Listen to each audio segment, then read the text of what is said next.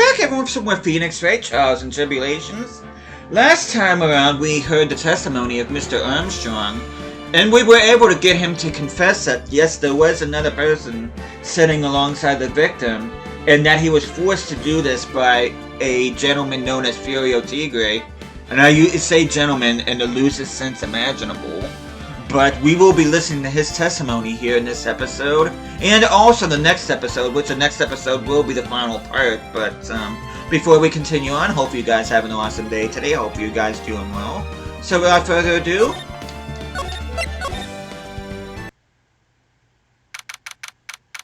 January 8th, 1:21 p.m. District Court, Defendant Lobby number 1. So we're finally gonna see the Tigre understand. We almost got this case won now, Nick. I wish I could agree. Huh? When I cross-examined Mr. Armstrong just now... Hey there, cat! He said he was doing what the Tigre told him to do. But Godot picked up on it, remember? He pointed out that, without proof, we don't know if he testified if it's the truth. You mean, you think Mr. Armstrong was lying? I don't know, but if that's the line the prosecution takes, we could be in trouble. I get a feeling we don't have the case-making evidence we're going to need. Hey, pal. Detective Gumshoe. What are you so jumpy about, Detective? Your hair's standing on end. Hey, that's a pot calling the kettle black, little Miss Topknot. It's not a topknot. Never mind about the hair, just calm down, alright? I can't stand still when I don't have a job to do. I kinda get wound up. No kidding. You gotta have something you need me to do, pal. Anything. Well, hey, I'm gonna take a jog back down to the precinct. I could get some prints analyzed for you. We got an hour. An hour? The trial will have reconvened by then. But Nick, we still don't have a really decisive piece of evidence, right? True. Without some kind of trump card to pull out the bag, we're really stuck. You said you could get some fingerprint analysis done in the hour? You bet. In that case, would you mind checking the prints on this for me? Let's give him back the small bottle. Because he said at the beginning of the last episode he didn't have a chance to get this analyzed, so let's see if we can get it done this time. If you're going back to the station anyway, could you find out whose prints are on this? Oh, hey! That's the small bottle I gave back to you this morning, right? Yeah, I think it's time we solved the last mystery of who the prints on it belong to. Sure thing, pal. Actually, that's been gnawing at me too. Small bottle given to Detective Gumshoe. Okay, I'll get this off to the lab right away. Just make sure you don't lose the case before I get back. Think that can be arranged? This is pretty much the final showdown, I guess. It's time to separate the phonies from the real guys. You said it, man. January 8th, 1:56 p.m. District Court, Courtroom number 4. This ought to be good. Court will now reconvene. Mr. Godot, did you find this Furio Tigre? I even tamed him for you. It was a 3-cup job, no problem. You tamed him? The guy's name may be Furio Tigre, but come on. He's pretty lively. Be careful, he still bites. Very well, please show Mr. Tigre to the stand.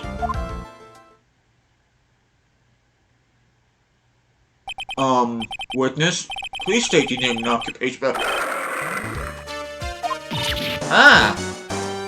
Don't hide under the table, Maya, unless there's room for me down there, too. Hey there, OP Sonic. Oh, would you mind? What'd you say to me? No, nothing. I didn't say nothing, honest. You could have guessed that fear would induce a bad Brooklyn accent in the judge. I got business to take care of, you hear me? So who the hell called me to this hole? Was it you, Spiky? No, of course not. It was the judge. Your Honor?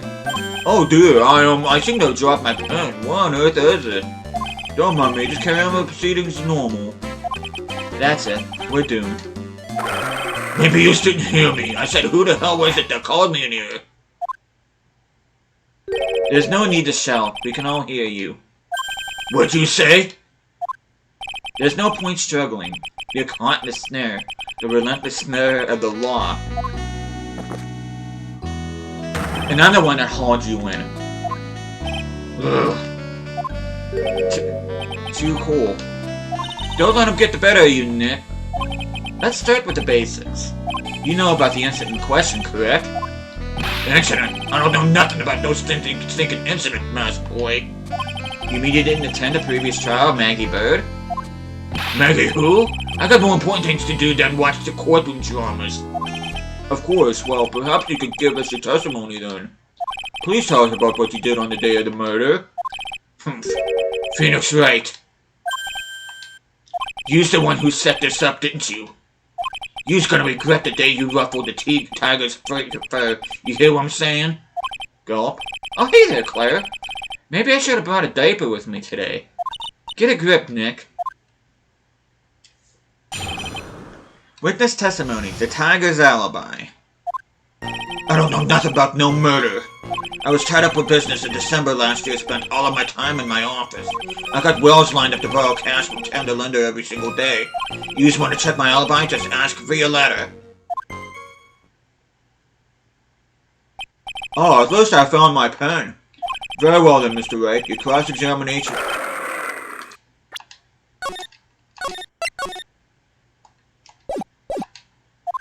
Well, what is it? Please, witness. If you could refrain from shouting like that. I know the kind of games that guy in the blue plays. That lowlife ain't no lawyer. He just punches away at stupid details till he wins. The lowlife? Me? Listen up, Smarty. Every time you ask me something like that doesn't relate to this case, I'ma bill you $50,000 and you's gotta borrow the cash from me. That's one loan contract I refuse to sign. I don't think it ain't gonna hurt when you tangle with the Tiger.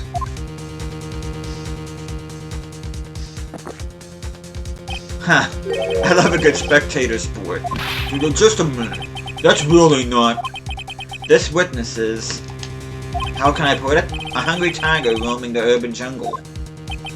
Get on his bad side and he'll bite everyone's heads off. Yours too.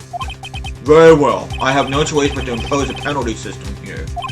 You'd better be listening. I said I got business to take care of. Big business. If I don't split now, I ain't gonna catch my bus.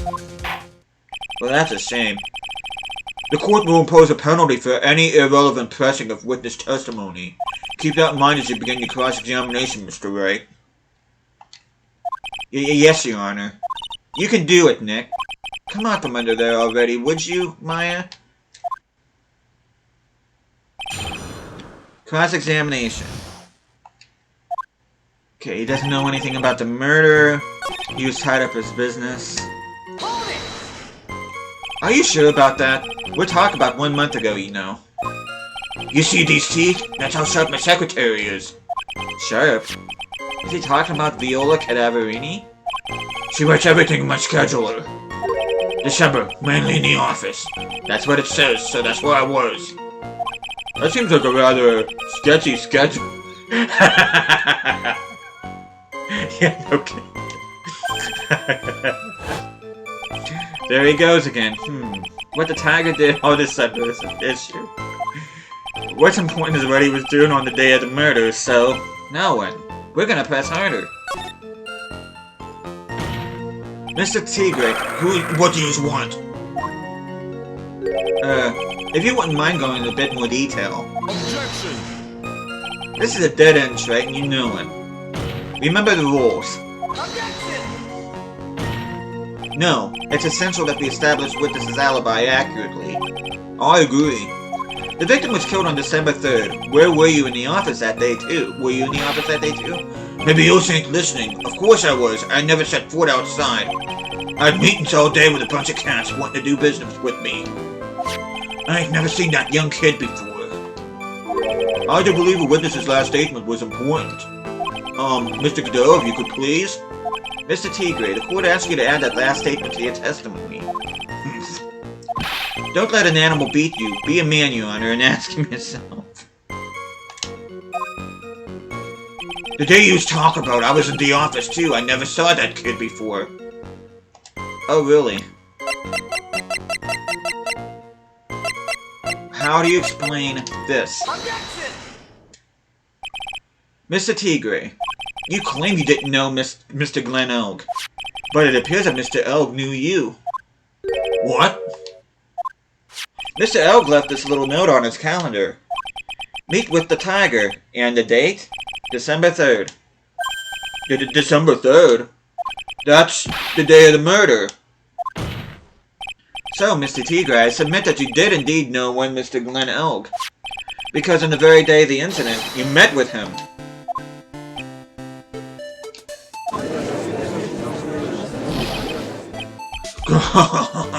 Not bad. You's actually not bad.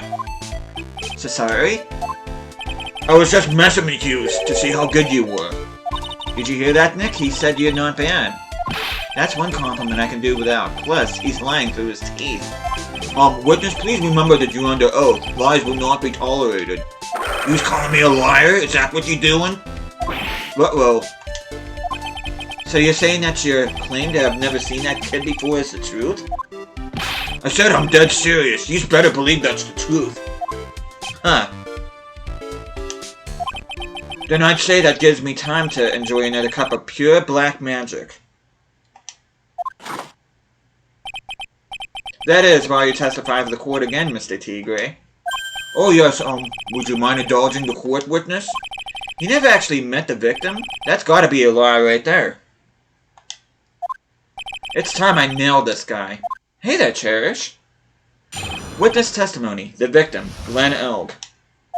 I ain't no liar. I never met Glenn Elg. There was some lame guy with that name, though. Wanted to borrow cash from me. I set up a meeting with the guy at my office, Tender Lender. I waited around for him, but he ain't ever showed. I ain't never ever been to that Tribulations joint. You hear? I see. That all seems perfectly logical. You had arranged to meet with the victim, but he didn't show up. I've heard it's pretty hard to keep appointments when you're dead. Very well. You may begin your cross-examination, Mr. Ray. Let's go ahead and save this.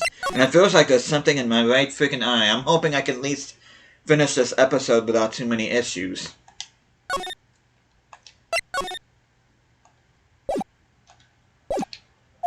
Yes, Your Honor. Didn't I tell I got a big deal going down today? I ain't gonna make my bus now. I'm gonna have to take the express train. That bill's going straight to you. Right.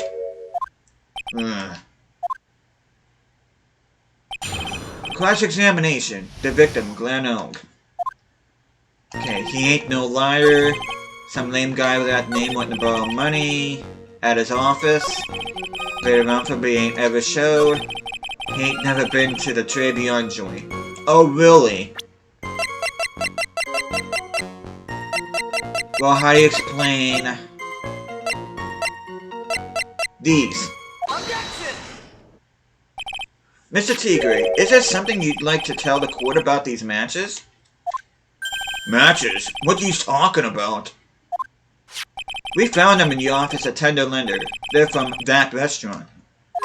Well, if you've really never been to Tribulations before, what was the book of the restaurant's matches doing on your desk? You've been snooping around my stuff too, you wise guy. What are you, my ball and chain? Ain't no blood controlling me. Order, order. Well, witness?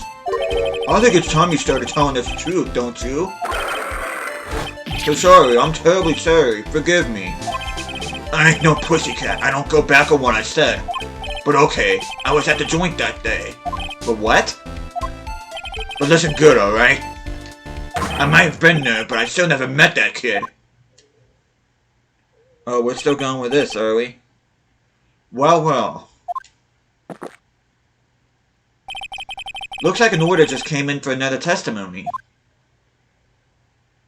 I'm this close to proving it was him. He did meet Glenn Elg that day. And he did put poison in his coffee. He must have. Witness testimony at Tribulations.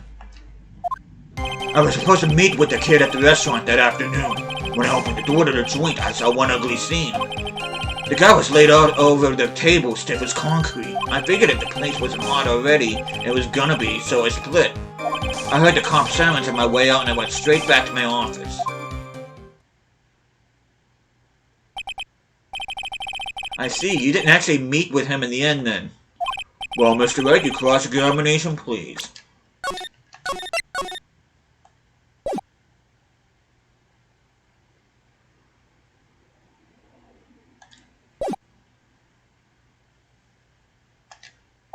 Yes, Your Honor. Hold it. If I wait around here any longer, I ain't even gonna make the normal express. No more stupid questions. Huh. No problem. Anytime Trey presses you on something irrelevant, I'll see he pays a penalty. Well, Mr. Godot, that's my job. Your job is to slam that little hammer of yours and call guilty verdict. So do it. Yes, sir.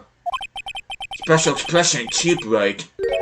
Just so you know since you use pan. Oh, man. Doesn't the rule of law mean anything? I can't believe they actually confused this guy with Phoenix. I feel bad for him. Okay. Cross-examination at Trey Beyond. Okay, you're supposed to meet with the kid. When he opened the door, he saw one ugly scene. What about this? Objection! You're something of a loan-collecting pro, aren't you, Mr. Tigre?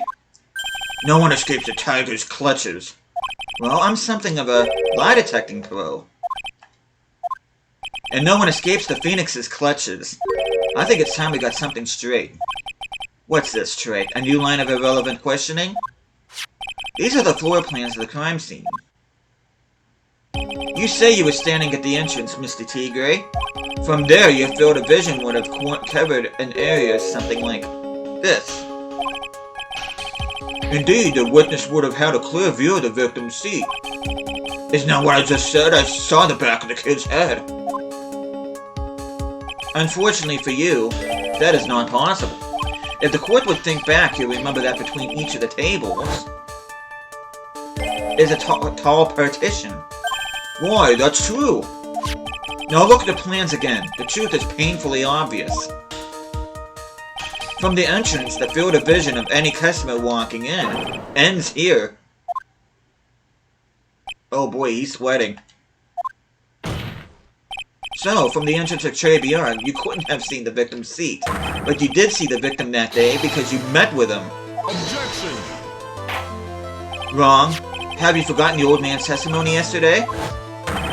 The victim was alone at his table. Objection! But the defense just proved that point to be moot. The victim witnessed by Mr. Kudo was not Glenn Elk, but a fake.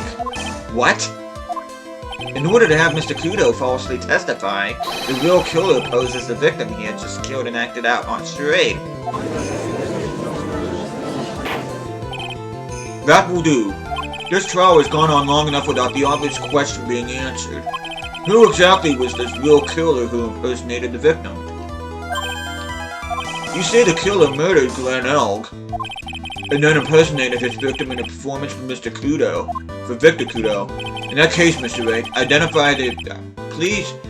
In that case, Mr. Wright, reveal the identity of this criminal to the court. Okay, then. The real criminal here happens to be the person that's at the stand right now. Take that! Obviously, the killer is Furio Tigre. No one else could have done it. Well, what? Well, witness? Now that's cute. You think you can pin this on the Tiger? Maybe you don't understand. The Tiger is king of the jungle. So I dare you to say it again. Come on, you got the guts? You can't threaten me, Mr. Tigre. It's defense. Go ahead and tell the witness, Mr. Wright. Mr. Wright? Sounds to me like it must be you, old man. You've got guts, I'll give you that. Mr. Wright, do not leave me to handle this alone. Huh. Perhaps I can end this embarrassment. But Mr. Godot? Let's just go back over Mr. Godot's testimony one more time. The old man didn't see the victim. Oh, no, no, no. The servant girl brought him a Javachino, but she put something in it. There's no question about it. She very conspicuously put some white powder in there.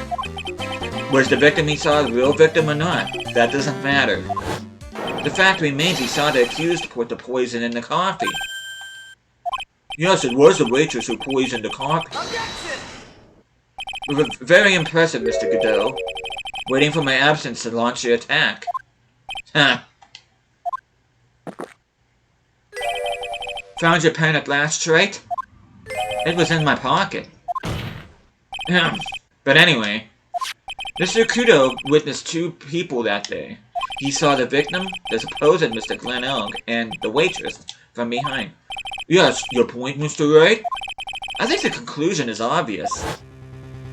If this Glenn Elg was really the killer in disguise, then surely it's possible the waitress was also part of the show. What? You mean the waitress is an imposter as well? The defendant, Miss Bird, fell unconscious immediately after the incident, and someone used her fainting to hatch an elaborate plan to pin the murder on her. Who on earth was it? Who was this waitress that Mr. Kudo witnessed? Well, happens to be this person. Who is this woman? Her name is Viola Cadaverini. She's an employee of Tenderlander. He's making a big mistake. Do you know who Violetta's grandfather is? You better be going home in an armored truck tonight if you know what I mean. Stop shaking, Nick. Where was I? Yes, the defendant, Miss Bird, has stated the following.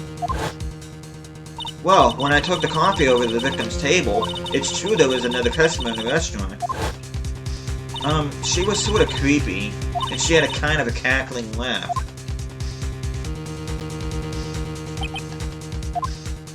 There are just too many contradictions in this case. The second man at the victim's table who nobody but Miss Bird seems to have seen.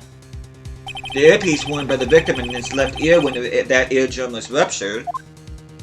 And the radio show he was supposedly listening to half an hour after it was over. There's only one logical explanation that clears up all these contradictions. The whole incident took place twice. Once for real and once for show. And Mr. Furio Tigre, the only person who could have committed the crime, is you.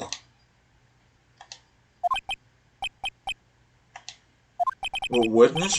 What have you got to say? That's cute. So sorry? You's alright. I could deal with a guy like you around. Well, what do you mean? Okay, I'm in on this game.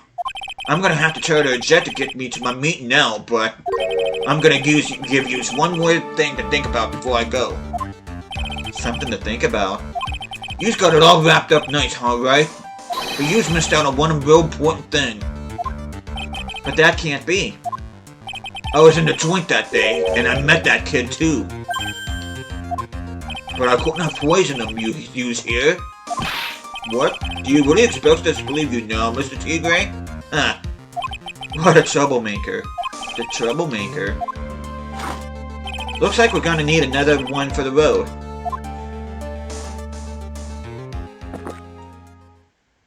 One more steaming cup of hot testimony.